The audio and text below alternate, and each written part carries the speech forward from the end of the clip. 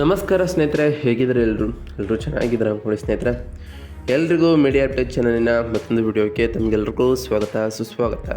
ಸ್ನೇಹಿತರೆ, ಈ 2026ರ ಈ ಒಂದು ವರ್ಷದಲ್ಲಿ ಸಿಂಹ ರಾಶಿಯವರ ಭವಿಷ್ಯ ಈ ಫೆಬ್ರವರಿ 26ರ ನಂತರ ಹೇಗಿರಲಿದೆ, ಈ ಫೆಬ್ರವರಿ ತಿಂಗಳು ಉಂಟಾಗ್ತಿರುವಂತಹ ಗ್ರಹ ಸಂಚಾರಗಳು ಈ ರಾಶಿಯವರ ಜೀವನದಲ್ಲಿ ಏನೆಲ್ಲ ಬದಲಾವಣೆಗಳನ್ನು ತರಲಿದೆ, ಅದರಲ್ಲೂ ಈ ಫೆಬ್ರವರಿ ತಿಂಗಳ ಕೊನೆಯ ವಾರ ಬಹಳ ಎಚ್ಚರಿಕೆಯಿಂದ ಇರಬೇಕಾದಂತಹ ತಿಂಗಳು ಈ ಸಿಂಹರಾಶಿಯವರಿಗೆ.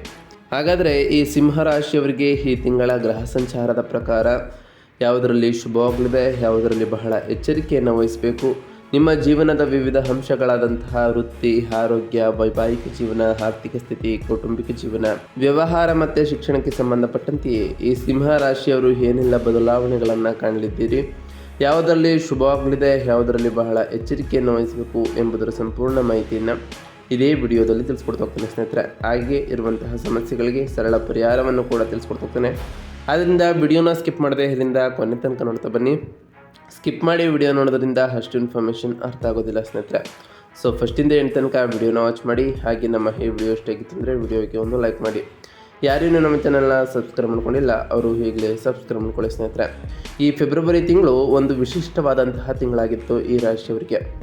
ಒಂದು ಕಡೆ 11ನೇ ಮನೆಯಲ್ಲಿರುವಂತಹ ಗುರು ಅತ್ಯುತ್ತಮವಾದ ಆರ್ಥಿಕ ಲಾಭವನ್ನು ನೀಡಿದರೆ, ಸಾಮಾಜಿಕ ಯಶಸ್ಸು ಮತ್ತು ಮಹತ್ವಾಕಾಂಕ್ಷೆಗಳ ಈಡೇರಿಕೆಯ ಭರವಸೆಯನ್ನು ಕೂಡ ಈ ತಿಂಗಳಿನಲ್ಲಿ ನೀಡ್ತಾ ಬಂದಿದ್ದಾರೆ. ನಿಮ್ಮ ಜನಸಂಪರ್ಕವೇ ಈ ತಿಂಗಳು ದೊಡ್ಡ ಆಸ್ತಿಯಾಗಿ ಬದಲಾವಣೆಯಾಗಲಿದೆ ಅಂತಲೇ ಹೇಳ್ಬೋದು.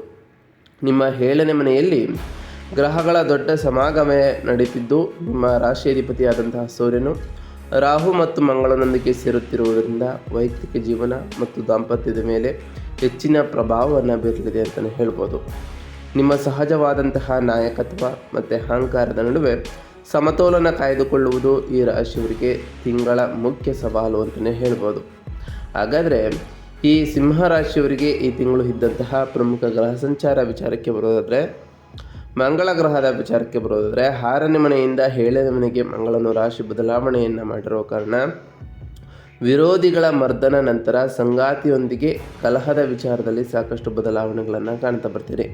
ಇನ್ನು ಗುರುಗ್ರಹದ ವಿಚಾರಕ್ಕೆ ಬರೋದಾದರೆ 11ನೇ ಮನೆಯ ಮಿಥುನ ರಾಶಿಯಲ್ಲಿ ಗುರು ಇರಲಿದ್ದು ಬೃಹತ್ ಆದಾಯ ಕೂಡ ಸಿಗಲಿದೆ ಮತ್ತು ಜನಸಂಪರ್ಕವೂ ಕೂಡ ಹೆಚ್ಚಾಗಲಿದೆ ಅಂತಲೇ ಹೇಳ್ಬೋದು. ನಿಮ್ಮ ರಾಶಿಯಾಧಿಪತಿ ಸೂರ್ಯಗ್ರಹದ ವಿಚಾರಕ್ಕೆ ಬರೋದಾದರೆ 6ನೇ ಮನೆಯ ನಂತರ 7ನೇ ಮನೆಗೆ ಪ್ರವೇಶವನ್ನು ಮಾಡುವಂತಹ ಸೂರ್ಯನು ಶತ್ರುಗಳ ಮೇಲೆ ಜಯವನ್ನು ತಂದುಕೊಟ್ಟರೆ, ಅದಾದ ನಂತರ ಸಂಬಂಧಗಳಲ್ಲಿ ಅಹಂಕಾರದ ಭಾವವನ್ನು ಕೂಡ ಉಂಟು ಮಾಡ್ತಾನೆ. ಇನ್ನು ಬುಧ ಗ್ರಹದ ವಿಚಾರಕ್ಕೆ ಬರೋದಾದರೆ 7ನೇ ಮನೆಯ ಕುಂಭರಾಶಿಯಲ್ಲಿ ಬುಧನು ಇರಲಿದ್ದು ವ್ಯಾಪಾರದಲ್ಲಿ ಉತ್ತಮವಾದಂತಹ ಮಾತುಕತೆ ಮತ್ತು ವಾಣಿಜ್ಯದ ವಿಷಯದಲ್ಲಿ ಸಾಕಷ್ಟು ಬದಲಾವಣೆಗಳನ್ನು ತರಲಿದ್ದಾನೆ ಅಂತಲೇ ಹೇಳ್ಬೋದು. ಇನ್ನು ಕೇತು ಗ್ರಹದ ವಿಚಾರಕ್ಕೆ ಬರೋದಾದರೆ 1ನೇ ಮನೆಯ ಸಿಂಹರಾಶಿಯಲ್ಲಿ ಕೇತು ಇರಲಿದ್ದು ಆತ್ಮಸಂದೇಹ ಮತ್ತು ವೈರಾಗ್ಯದ ವಿಚಾರದಲ್ಲಿ ಬದಲಾವಣೆಗಳನ್ನು ಕಾಣ್ತಾ ಬರ್ತೀರಿ ಈ ಸಿಂಹರಾಶಿಯವರು. ಹಾಗಾದರೆ ಈ ಫೆಬ್ರವರಿ 26ರ ನಂತರ ಈ ರಾಶಿಯವರ ವೃತ್ತಿ ಮತ್ತು ವ್ಯವಹಾರ ಹೇಗಿರಲಿದೆ ಅಂತ ನೋಡ್ತಾ ಬರೋದಾದರೆ, ಈ ಫೆಬ್ರವರಿ ಕಳೆದ ನಂತರವೂ ಕೂಡ ಅಂದರೆ ಮಾರ್ಚ್ ಮೊದಲ ವಾರದಲ್ಲೂ ಕೂಡ ಇದೇ ರೀತಿಯ ಅನುಭವಗಳನ್ನು ಎದುರಿಸ್ತಾ ಹೋಗ್ತೀರಿ ಸ್ನೇಹಿತರೆ. ಈ ತಿಂಗಳು ಅದ್ಭುತವಾದಂತಹ ಅನುಭವಗಳು ನಿಮಗೆ ಉಂಟಾಗಿರ್ತದೆ. 6ನೇ ಮನೆಯಲ್ಲಿ ಮಂಗಳನು ಹುಚ್ಚನಾಗಿರುವ ಕಾರಣ ಮತ್ತು ಸೂರ್ಯನು ಅಲ್ಲಿ ಇದ್ದ ಕಾರಣ ಕೆಲಸದ ಸ್ಥಳದಲ್ಲಿ ನಿಮ್ಮ ವಿರೋಧಿಗಳನ್ನು ಸುಲಭವಾಗಿ ಸೋಲಿಸುತ್ತಿರ್ತೀರಿ. ಕಾನೂನು ಹೋರಾಟಗಳಲ್ಲಿ ಜಯ ನಿಮ್ಮದೇ ಆಗಿರುತ್ತೆ. ಸಾಲದ ಹೊರೆ ಇಳಿಕೆ ಮತ್ತು ಸ್ಪರ್ಧಾತ್ಮಕ ಪರೀಕ್ಷೆಗಳಲ್ಲಿ ಯಶಸ್ಸು ದೊರೆಯುವಂತಹ ಸಾಧ್ಯತೆಯು ಕೂಡ ಈ ರಾಶಿಯವರಿಗೆ ಬಹಳ ಹೆಚ್ಚಿರಲಿದೆ. ನಿಮ್ಮ ವೃತ್ತಿ ಜೀವನದಲ್ಲಿ ಅತ್ಯಂತ ಶಕ್ತಿಯುತವಾಗಿ ಕಾಣಿಸ್ಕೊಳ್ತೀರಿ ಅಂತಲೇ ಹೇಳ್ಬೋದು. ಗ್ರಹಗಳು 7ನೇ ಮನೆಗೆ ಸರಿದಂತೆ ಸಹಭಾಗಿತ್ವದ ಮೇಲೆ ನಿಮ್ಮ ಗಮನ ಹರಿಸಬೇಕಾಗಿರ್ತದೆ. ಇದು ಸ್ವಲ್ಪ ಜಾಗರೂಕರಾಗಿ ಇರಬೇಕಾದಂತಹ ಸಮಯ ಅಂತಲೇ ಹೇಳ್ಬೋದು. 11ನೇ ಮನೆಯಲ್ಲಿರುವಂತಹ ಗುರು ಲಾಭದಾಯಕ ಒಪ್ಪಂದಗಳನ್ನು ತಂದರು. 7ನೇ ಮನೆಯಲ್ಲಿರುವಂತಹ ರಾಹು ಮಂಗಳನ ಪ್ರಭಾವವು ನಂಬಿಕೆಯೇ ಅರ್ಹರಲ್ಲದ ಪಾಲುದಾರರನ್ನು ತರ್ಬೋದು. ಅಂದರೆ ಈ ಟೈಮ್ನಲ್ಲಿ ನಂಬಿಕೆಗೆ ಅರ್ಹರಲ್ಲದ ಪಾಲುದಾರರು ಬರ್ಬೋದು. ಅದರಿಂದ ಬಹಳ ಎಚ್ಚರಿಕೆಯಿಂದ ಇರಿ. ಅದರಲ್ಲೂ ಈ ಫೆಬ್ರವರಿ 20ರ ನಂತರದಿಂದಲೇ ಯಾವುದೇ ಹೊಸ ಒಪ್ಪಂದಕ್ಕೆ ಸಹಿ ಹಾಕುವ ಮೊದಲು ಬಹಳ ಎಚ್ಚರಿಕೆಯಿಂದ ಇರ್ತೀರಿ. ಹಾಗೆ ಈ ತಿಂಗಳ ಕೊನೆವರೆಗೂ ಕೂಡ ಮೇಂಟೈನ್ ಮಾಡ್ತಾ ಬನ್ನಿ.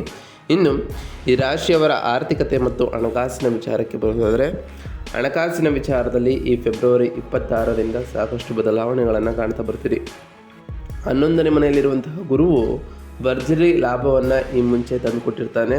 ಮುಖ್ಯ ವ್ಯಕ್ತಿಯ ಜೊತೆಗೆ ಉಪಕಸಬುಗಳಿಂದ ಆದಾಯವೂ ಕೂಡ ಹರಿದು ಬಂದಿದೆ ಸ್ನೇಹಿತರೆ. ಹಾಗೆಯೇ ಸ್ನೇಹಿತರು ಅಥವಾ ಹಿರಿಯ ಒಡಹುಟ್ಟಿದವರಿಂದ ಧನ ಸಹಾಯ ಅಥವಾ ಅವಕಾಶಗಳು ಕೂಡ ದೊರೆಯಲಿದೆ. 8ನೇ ಮನೆಯಲ್ಲಿರುವಂತಹ ಶನಿಯು ತೆರಿಗೆ, ವಿಮೆ ಅಥವಾ ಅನಿರೀಕ್ಷಿತ ಖರ್ಚುಗಳ ಬಗ್ಗೆ ಎಚ್ಚರಿಕೆಯನ್ನು ನೀಡ್ತಾರೆ. ಆದಾಯವು ಕೂಡ ಚೆನ್ನಾಗಿದೆ. ಅತಿಯಾದಂತಹ ಖರ್ಚು ಮಾಡಲಿಕ್ಕೆ ಹೋಗಬೇಡಿ. 7ನೇ ಮನೆಯ ಪ್ರಭಾವದಿಂದ ಸಂಗಾತಿಗಾಗಿ ಅಥವಾ ಸಾಮಾಜಿಕ ಸಮಾರಂಭಗಳಿಗಾಗಿ ಹೆಚ್ಚಿನ ಹಣ ವ್ಯಯಿಸುವಂತಹ ಸಾಧ್ಯತೆ ಇರ್ತದೆ. ಆದ್ದರಿಂದ ಉಳಿತಾಯದ ಕಡೆ ಹೆಚ್ಚಿನ ಗಮನವನ್ನು ಈ ರಾಶಿಯವರು ಕೊಡಬೇಕು ಅಂತಲೇ ಹೇಳ್ಬೋದು. ಇನ್ನು ಈ ರಾಶಿಯವರ ಆರೋಗ್ಯ ಮತ್ತು ಕ್ಷೇಮದ ವಿಚಾರಕ್ಕೆ ಬರೋದಾದರೆ, ಆರೋಗ್ಯದ ವಿಚಾರದಲ್ಲಿ ಮಿಶ್ರ ಫಲಿತಾಂಶಗಳನ್ನು ಈ ತಿಂಗಳಿನಲ್ಲಿ ಕಂಡಿರ್ತೀರಿ. ಅದರಲ್ಲೂ ಈ ಫೆಬ್ರವರಿ 26ರ ನಂತರ ಲಗ್ನದಲ್ಲಿರುವಂತಹ ಕೇತು ಒಂದು ರೀತಿಯ ವೈರಾಗ್ಯ, ಮಾನಸಿಕ ಗೊಂದಲ ಅಥವಾ ಅಸ್ಪಷ್ಟ ಆಯಾಸವನ್ನು ಉಂಟು ಮಾಡ್ಬೋದು. ನೀವು ದೈಹಿಕವಾಗಿ ಚೆನ್ನಾಗಿದ್ದರೂ ಮಾನಸಿಕವಾಗಿ ಎಲ್ಲೋ ಇದ್ದೀರಿ ಎಂಬ ಭಾವನೆ ನಿಮಗೆ ಬಹಳಷ್ಟು ಕಾಡ್ಬೋದು. 8ನೇ ಮನೆಯಲ್ಲಿರುವಂತಹ ಶನಿಯ ಪ್ರಭಾವದಿಂದ ಹಳೆಯ ಮೂಳೆ ಅಥವಾ ಹಲ್ಲುಗಳಿಗೆ ಸಂಬಂಧಪಟ್ಟಂತಹ ಸಮಸ್ಯೆಗಳು ಮರುಕಳಿಸ್ಬೋದು. ಅದರಲ್ಲೂ ನಿಮ್ಮ ರಾಶಿಯಾಧಿಪತಿಯಾದಂತಹ ಸೂರ್ಯನು ರಾಹುವನ್ನು ಎದುರಿಸೋದರಿಂದ ಉಷ್ಣದ ಸಮಸ್ಯೆಗಳು, ರಕ್ತದೊತ್ತಡ ಅಥವಾ ತಲೆನೋವು ಕಾಣಿಸ್ಕೊಳ್ಬೋದು. ಕೋಪವನ್ನು ನಿಯಂತ್ರಿಸಿಕೊಳ್ಳುವುದು ಈ ತಿಂಗಳು ನಿಮ್ಮ ಆರೋಗ್ಯಕ್ಕೆ ಬಹಳ ಮುಖ್ಯವಾಗಿರ್ತದೆ. ಅತಿಯಾದಂತಹ ಒತ್ತಡವನ್ನು ದೈಹಿಕ ಕಾಯಿಲೆಗಳಿಂದ ನೇರ ಕಾರಣವಾಗ್ಬೋದು. ಅದರಿಂದ ಒತ್ತಡವನ್ನು ಕಡಿಮೆ ಮಾಡ್ಕೊಳ್ತಾ ಬನ್ನಿ. ನಿಮ್ಮ ದೈನಂದಿನ ಜೀವನದಲ್ಲಿ ವ್ಯಾಯಾಮ ಮತ್ತು ಧ್ಯಾನವನ್ನು ಅಳವಡಿಸ್ಕೊಳ್ಳಿ ಸ್ನೇಹಿತರೆ. ಇದು ನಿಮ್ಮ ದೈಹಿಕ ಶಕ್ತಿ ಮತ್ತು ಮಾನಸಿಕ ಶಕ್ತಿಯನ್ನು ವೃದ್ಧಿ ಮಾಡಲಿದೆ ಅಂತಲೇ ಹೇಳ್ಬೋದು. ಇನ್ನು ಈ ರಾಶಿಯವರ ಕುಟುಂಬ ಮತ್ತು ಸಂಬಂಧಗಳ ವಿಚಾರಕ್ಕೆ ಬರೋದಾದರೆ, ಕೌಟುಂಬಿಕ ವಿಚಾರದಲ್ಲಿ ಈ ಫೆಬ್ರವರಿ 26ರ ನಂತರ ಕೂಡ ಸಾಕಷ್ಟು ಬದಲಾವಣೆಗಳನ್ನು ಕಾಣ್ತಾ ಬರ್ತೀರಿ ಅಂತಲೇ ಹೇಳ್ಬೋದು. ಸಪ್ತಮ ಭಾವದ ಗ್ರಹಗಳು ದಾಳಿಗೆ ಒಳಗಾದಂತೆ ಈ ತಿಂಗಳಿನಲ್ಲಿ ಕಂಡರೂ ಅವಿವಾಹಿತರಿಗೆ ಹಠಾತ್ ಪ್ರೇಮ ಸಂಬಂಧಗಳು ಏರ್ಪಡುತ್ತದೆ. ಆದರೆ ಇದು ಸ್ವಲ್ಪ ಅಸ್ಥಿರವಾಗಿ ಸಾಧ್ಯತೆ ಇರುವ ಕಾರಣ ನೀವು ವಿಭಿನ್ನ ಹಿನ್ನೆಲೆಯ ವ್ಯಕ್ತಿಗಳ ಕಡೆಗೆ ಆಕರ್ಷಿತರಾಗ್ತೀರಿ. ವಿವಾಹಿತರಿಗೆ ಇದು ಪರೀಕ್ಷೆಯ ಸಮಯ ಅಂತಲೇ ಹೇಳ್ಬೋದು. ಸೂರ್ಯ, ಮಂಗಳ, ರಾಹು ಒಂದೇ ಮನೆಯಲ್ಲಿ ಇದ್ದಂತಹ ಕಾರಣ ಸ್ಫೋಟಕ ವಾಗ್ವಾದಗಳು ಕೂಡ ನಡೆದಿರ್ಬೋದು. ಸಂಗಾತಿಯು ಬಂಡಾಯವಿದ್ದಂತೆ ಅಥವಾ ಹೆಚ್ಚಿನ ಸ್ವಾತಂತ್ರ್ಯವನ್ನು ಬಯಸಿದಂತೆ ನಿಮಗೆ ಅನಿಸ್ಬೋದು ಸ್ನೇಹಿತರೆ. ಅದರಲ್ಲೂ ಈ ಸಿಂಹರಾಶಿಯವರಾದಂತಹ ನೀವು ನಿಮ್ಮ ಹೆಮ್ಮೆಯನ್ನು ಬದಿಗಿಟ್ಟು ಶಾಂತವಾಗಿರುವುದು ಬಹಳ ಮುಖ್ಯ. ಗುರುವು 7ನೇ ಮನೆಯನ್ನು ನೋಡೋ ಕಾರಣ ನೀವು ವಿವೇಚನೆಯಿಂದ ವರ್ತಿಸಿದ್ರೆ ನಿಮ್ಮ ಸಮಸ್ಯೆಗಳು ಕೂಡ ಬಗೆಹರಿದು ಹೋಗ್ತದೆ. ಇದರಿಂದ ನಿಮ್ಮ ಕುಟುಂಬ ಸಂಬಂಧದಲ್ಲಿ ಯಾವುದೇ ರೀತಿಯ ಬದಲಾವಣೆಗಳು ಕಾಣಿಸ್ಕೊಳ್ಳಲ್ಲ. ಉತ್ತಮವಾಗಿ ಇರ್ತೀರಿ ಅಂತಲೇ ಹೇಳ್ಬೋದು. ಇನ್ನು ಈ ರಾಶಿಯವರ ಶೈಕ್ಷಣಿಕ ವಿಚಾರದ ಬಗ್ಗೆ ಮಾತನಾಡ್ತಾ ಬರೋದಾದರೆ, ಶೈಕ್ಷಣಿಕ ವಿಚಾರದಲ್ಲಿ ವಿದ್ಯಾರ್ಥಿಗಳಿಗೆ 5ನೇ ಮನೆಯ ಗುರುವಿನ ದೃಷ್ಟಿ ಇದ್ದ ಕಾರಣ ವಿದ್ಯಾಭ್ಯಾಸಕ್ಕೆ ಯಾವುದೇ ಅಡೆತಡೆಗಳು ಕೂಡ ಇರೋದಿಲ್ಲ. ನಿಮ್ಮ ಬುದ್ಧಿಶಕ್ತಿ ಬಹಳ ಚುರುಕಾಗಿ ಇರ್ತದೆ. ಹೊಸ ವಿಷಯಗಳನ್ನು ಕಲಿಯಲು ಆಸಕ್ತಿಯನ್ನು ಕೂಡ ತೋರಿಸ್ತಾ ಹೋಗ್ತೀರಿ. ಆದರೆ ಸಾಮಾಜಿಕ ವಲಯ ಮತ್ತು ಸ್ನೇಹ ಬಳಗವು ನಿಮ್ಮನ್ನು ಓದಿನಿಂದ ದೂರ ತಳ್ಬೋದು. ಕಚೇರಿ ಅಥವಾ ಕಾಲೇಜು ಕಾರ್ಯಕ್ರಮಗಳಲ್ಲಿ ಅತಿಯಾಗಿ ತೊಡಗಿಸಿಕೊಳ್ಳುವುದರಿಂದ ನಿಮ್ಮ ಅಧ್ಯಯನದ ಮೇಲೆ ಇಂಟ್ರೆಸ್ಟ್ ಕಡಿಮೆ ಆಗ್ಬೋದು ಸ್ನೇಹಿತರೆ. ಲಗ್ನದಲ್ಲಿ ಕೇತು ಇರೋ ಕಾರಣ ನಿಮ್ಮ ಗುರಿಯ ಬಗ್ಗೆ ಆಗಾಗ ಗೊಂದಲವೂ ಕೂಡ ಮೂಡಿಸ್ಬೋದು. ಅದರಿಂದ ಓದಿನ ಮೇಲೆ ಕಾನ್ಸಂಟ್ರೇಷನನ್ನು ಮಾಡ್ತಾ ಬನ್ನಿ. ನಿಯಮಿತವಾದಂತಹ ವೇಳಾಪಟ್ಟಿಯನ್ನು ಅನುಸರಿಸುವುದು ನಿಮ್ಮ ಯಶಸ್ಸಿಗೆ ಗುಟ್ಟು ಅಂತಲೇ ಹೇಳ್ಬೋದು. ಅದರಿಂದ ಸಮಯ ಪರಿಪಾಲನೆ ಮಾಡಿಕೊಂಡು ಶಿಸ್ತಿನಿಂದ ಓದಿದ್ದೆ ಆದರೆ ಉತ್ತಮವಾದ ಫಲಿತಾಂಶಗಳನ್ನು ಕೂಡ ಕಾಣ್ಬೋದು ಅಂತಲೇ ಹೇಳ್ಬೋದು ಸ್ನೇಹಿತರೆ.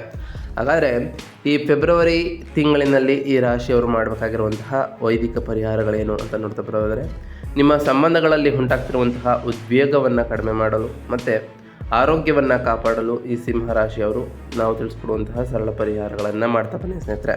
ಮೊದಲನೇದಾಗಿ ಪ್ರತಿ ಶುಕ್ರವಾರದಂದು ತಾಯಿ ಜಗನ್ಮಾತೆಯಾದಂತಹ ಲಕ್ಷ್ಮೀ ದೇವಿಗೆ ಪೂಜೆಯನ್ನು ಸಲ್ಲಿಸಿ ಸ್ನೇಹಿತರೆ. ಲಕ್ಷ್ಮೀ ದೇವಿಗೆ ಪ್ರಿಯವಾಗಿರುವಂತಹ ಬಿಳಿ ಹೂಗಳನ್ನು ಅರ್ಪಿಸಿ ಪೂಜೆಯನ್ನು ಸಲ್ಲಿಸೋದ್ರಿಂದ ತಾಯಿ ಜಗನ್ಮಾತೆಯಾದಂತಹ ಲಕ್ಷ್ಮೀ ದೇವಿಯ ಕೃಪೆಯೂ ಕೂಡ ಸಿಗಲಿದೆ. ನಿಮ್ಮ ಮನೆಯಲ್ಲಿ ಸುಖ ಸಮೃದ್ಧಿಯ ಜೊತೆಗೆ ಸಂಪತ್ತು ಕೂಡ ಹೆಚ್ಚಾಗಲಿದೆ. ಪ್ರತಿ ಶನಿವಾರದಂದು ಓಂ ಶಂ ಶನೈಶ್ವರಾಯ ನಮಃ ಎಂಬ ಮಂತ್ರವನ್ನು ಜಪಿಸಿ, ಸಾಧ್ಯವಾದರೆ ಶನಿದೇವರ ದೇವಾಲಯಕ್ಕೆ ತೆರಳಿ ಶನಿದೇವರಿಗೆ ಪ್ರಿಯವಾದಂತಹ ಕಪ್ಪು ಎಳ್ಳಿನ ಬತ್ತಿಯನ್ನು ಶನಿದೇವರ ದೇವಸ್ಥಾನದಲ್ಲಿ ಹಚ್ಚೋದ್ರಿಂದ ಸಾಕಷ್ಟು ಬದಲಾವಣೆಗಳನ್ನು ಕಾಣ್ತಾ ಬರ್ತೀರಿ. ಇದರಿಂದ ನೀವು ಅಂದುಕೊಂಡಿರುವಂತಹ ಕಾರ್ಯಗಳು ಕೂಡ ನೆರವೇರ್ತಾ ಹೋಗ್ತದೆ. ಈ ತಿಂಗಳು ರಾಹು ಮತ್ತು ಶನಿಯ ಪ್ರಭಾವ ಹೆಚ್ಚಿರೋ ಕಾರಣ ಮುಖ್ಯ ಕೆಲಸಗಳಿಗೆ ಹೋಗುವಾಗ ನೀಲಿ ಅಥವಾ ಕಪ್ಪು ಬಣ್ಣದ ಬಟ್ಟೆಗಳನ್ನು ಧರಿಸಲಿಕ್ಕೆ ಹೋಗಬೇಡಿ ಸ್ನೇಹಿತರೆ. ಮನೆಯಲ್ಲಿ ಕಲಹಗಳಾಗುತ್ತಿದ್ದರೆ ಶುಕ್ರವಾರದಂದು ದೇವಸ್ಥಾನಕ್ಕೆ ಸಿಹಿ ಪದಾರ್ಥಗಳನ್ನು ಅರ್ಪಿಸಿ ಸಂಗಾತಿಯ ಪ್ರಚೋದನೆಗೆ ತಕ್ಕಂತಹ ಪ್ರತಿಕ್ರಿಯೆಯನ್ನು ನೀಡಲಿಕ್ಕೆ ಹೋಗಬೇಡಿ. ಹಾಗೆ ಲಗ್ನದಲ್ಲಿ ಕೇತು ಇರೋ ಕಾರಣ ಅದರಿಂದ ಉಂಟಾಗ್ತಿರುವಂತಹ ಗೊಂದಲವನ್ನು ನಿವಾರಿಸಲು ಗಣೇಶನಿಗೆ ಪ್ರಾರ್ಥನೆಯನ್ನು ಸಲ್ಲಿಸಿ ಓಂ ಗಂ ಗಣಪತಿಯೇ ನಮಃ ಎಂಬ ಮಂತ್ರವನ್ನು ಜಪಿಸಿ ಇರುವಂತಹ ಅಡೆತಡೆಗಳು ಕೂಡ ನಿವಾರಿತ ಹೋಗ್ತದೆ ಅಂತಲೇ ಹೇಳ್ಬೋದು ಸ್ನೇಹಿತರೆ. ಇನ್ನು ನಿಮ್ಮ ರಾಶಿ ಅಧಿಪತಿಯಾದಂತಹ ಸೂರ್ಯನನ್ನು ಬಲಗೊಳಿಸಲು ಪ್ರತಿದಿನ ಸೂರ್ಯೋದಯದ ಸಮಯದಲ್ಲಿ ಸೂರ್ಯ ನಮಸ್ಕಾರವನ್ನು ಮಾಡಿ ಸೂರ್ಯನಿಗೆ ನೀರನ್ನು ಆರ್ಘ್ಯದಲ್ಲಿ ರೂಪದಲ್ಲಿ ಅರ್ಪಿಸೋದ್ರಿಂದ ಸಾಕಷ್ಟು ಬದಲಾವಣೆಗಳನ್ನು ನಿಮ್ಮ ಜೀವನದಲ್ಲಿ ಕಾಣ್ತಾ ಬರ್ತೀನಿ ಅಂತಲೇ ಹೇಳ್ಬೋದು. ಪ್ರತಿ ಗುರುವಾರದಂದು ಓಂ ಗುರುಭ್ಯೋ ನಮಃ ಎಂಬ ಮಂತ್ರವನ್ನು ಜಪಿಸಿರುವ ಜೊತೆಗೆ ನಿಮ್ಮ ಕೈಲಾದಷ್ಟು ಬಡವರಿಗೆ ದಾನವನ್ನು ಮಾಡಿ ಸ್ನೇಹಿತರೆ. ಗುರು ರಾಘವೇಂದ್ರ ಜಪವನ್ನು ಮಾಡಿ ಸ್ನೇಹಿತರೆ. ಇದರಿಂದ ಸಾಕಷ್ಟು ಬದಲಾವಣೆಗಳನ್ನು ಕಾಣ್ತಾ ಬರ್ತೀರಿ ಅಂತಲೇ ಹೇಳ್ಬೋದು. ನಾವು ತಿಳಿಸ್ಕೊಟ್ಟಿರುವಂತಹ ಈ ಎಲ್ಲ ಸರಳ ಪರಿಹಾರಗಳನ್ನು ಈ ರಾಶಿಯವರು ಮಾಡಿದ್ದೇ ಆದರೆ ನಿಮ್ಮ ಜೀವನದಲ್ಲಿ ಸಾಕಷ್ಟು ಬದಲಾವಣೆಗಳನ್ನು ಕಾಣ್ತಾ ಬರ್ತೀರಿ. ನೀವು ಅಂದುಕೊಂಡಿರುವಂತಹ ಕಾರ್ಯಗಳು ಕೂಡ ಯಾವುದೇ ಅಡೆತಡೆ ಇಲ್ಲದೆ ನೆರವೇರ್ತಾ ಬರ್ತದೆ ಸ್ನೇಹಿತರೆ. ಇದಾಗಿತ್ತು ಇವತ್ತಿನ ಒಂದು ವಿಡಿಯೋ ಸ್ನೇಹಿತರೆ. ವಿಡಿಯೋ ಇಷ್ಟ ಆಗಿತ್ತು ಅಂದರೆ ವಿಡಿಯೋಕ್ಕೆ ಒಂದು ಲೈಕ್ ಮಾಡಿ. ಯಾರೇನೂ ನಮ್ಮ ಚಾನಲ್ನ ಸಬ್ಸ್ಕ್ರೈಬ್ ಮಾಡ್ಕೊಂಡಿಲ್ಲ ಅವರು ಈಗಲೇ ಸಬ್ಸ್ಕ್ರೈಬ್ ಮಾಡ್ಕೊಳ್ಳಿ. ಸಬ್ಸ್ಕ್ರೈಬ್ ಮಾಡ್ಕೊಂಡು ಪ್ರತಿನಿತ್ಯ ವಿಡಿಯೋನ ವಾಚ್ ಮಾಡ್ತಿರೋರಿಗೆ ಥ್ಯಾಂಕ್ ಯು ಸೊ ಮಚ್ ಅಂತ ಹೇಳ್ತಾ, ಹಾಗೆ ಕಮೆಂಟ್ನಲ್ಲಿ ಓಂ ಶನೈಶ್ವರಾಯ ನಮಃ, ಓಂ ಗುರುಭ್ಯೋ ನಮಃ, ಓಂ ಗಣೇಶಾಯ ನಮಃ, ಓಂ ಲಕ್ಷ್ಮೀನಾರಾಯಣಾಯ ನಮಃ, ಓಂ ಸೂರ್ಯದೇವಾಯ ನಮಃ ಎಂದು ಕಮೆಂಟ್ ಮಾಡಿ ಸ್ನೇಹಿತರೆ. ಶನಿದೇವರು, ಗುರುದೇವ, ಲಕ್ಷ್ಮೀನಾರಾಯಣ, ಸೂರ್ಯದೇವ, ಗಣೇಶ ನಿಮಗೆ ಆಯುಷ್ಯ ಆರೋಗ್ಯ ಸಮೃದ್ಧಿಗಳನ್ನು ಕೊಟ್ಟು ಕಾಪಾಡಲಿ. ನೀವು ಅಂದುಕೊಂಡಿರುವಂತಹ ಕಾರ್ಯಗಳು ಯಾವುದೇ ಅಡೆತಡೆ ಇಲ್ಲದೆ ನೆರವೇರಲಿ ಅಂತ ಆ ದೇವರಲ್ಲಿ ಕೇಳ್ಕೊಳ್ತಾ ಇವತ್ತಿನ ಒಂದು ವಿಡಿಯೋನ ಮುಗಿಸ್ತಿದ್ದೀನಿ ಸ್ನೇಹಿತರೆ. ಸಿಗ್ತೀನಿ ಮತ್ತೊಂದು ವಿಡಿಯೋದೊಂದಿಗೆ. Thank you for watching.